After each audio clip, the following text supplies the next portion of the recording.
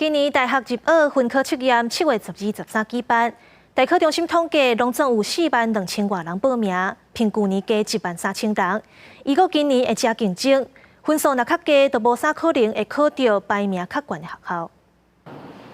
分科测验时间要晚了，师大附中有开放几间教室，提供予拄毕业的高三学生来读册。像这位姓周的同学，因为大学学科能力测验自前考无好势，所以就直接放弃个人申请。数甲，然后物理还有化学，我就考这3科，然后就是看看能不能上顶大的电机和资工。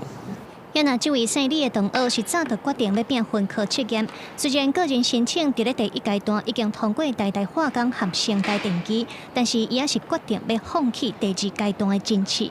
因为我是受到我陈同学的激励，我这个陈同学他考上了台大电机，所以我也想要跟他同班。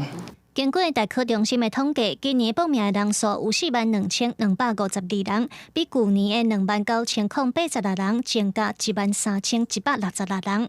德国高中老师讲，去年总分发名额要4万个，却干那29500人来报名考试。有部分的学生嘛，因为安尼考调排名较悬的进关，考得很差。 讲说也没有第2条路可以走，就是考分科。